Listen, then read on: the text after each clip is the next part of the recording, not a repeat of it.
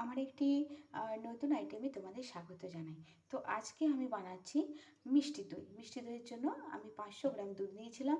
একদম পুরো দুধটাকে গরম করেছি, মানে গরম করে এই এক বাটিতে পরিণত করেছি, এতটাই মেরেছি দুধটা মেরে ঠান্ডা করে রেখে দিয়েছিলাম। পুরো ঠান্ডা করে বাটিতে আমি ঢেলে নিয়েছি।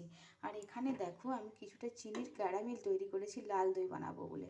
তো চলো এখন আমি এই চিনির ক্যারামেলটা এখন আমি এই দুধের মধ্যে মিশিয়ে দিচ্ছি।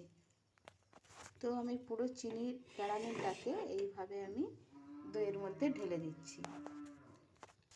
তো দুধটা আমি ভালো করে ক্যারামেলটা দেওয়ার পরে এইভাবে ঘাটিয়ে নিচ্ছি। আর দেখো আস্তে আস্তে কিন্তু লাল হয়ে আসছে দুধটা। তো চলো, তো দইটা তো সুন্দর লাল হয়ে এসছে।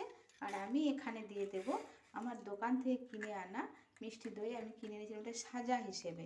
তো দেখো আমি এখানে 1 চামচ, এই 1 চামচ, 2 চামচ দিয়ে দিলাম মিষ্টি দই।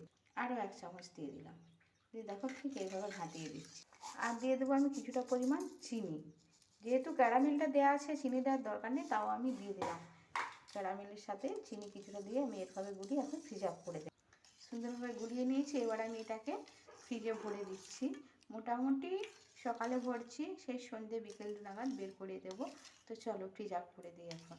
দইটা বসিয়েছে দেখো সুন্দর একদম। আমি কিন্তু এর মধ্যে একটা প্লাস্টিক দিয়ে মুড়ে আর রাবার দিয়ে রেখে দিয়েছিলাম ডিপ ফ্রিজে। তো সকালে রেখেছিলাম, বিকেলে বের করেছি, করে দেখলাম যে দইটা কি সুন্দর বসেছে। তোমরা দেখো পুরো দারুণ বসেছে। আমি একটু করে কেটে দেখাই। এই দেখো পুরো দেখো দইটা কেমন বসেছে। আর বেশ লাল লাল দইটা হয়েছে। এটাতে একটু আম পাকা দিয়ে দিলে আম দই হয়ে যেত।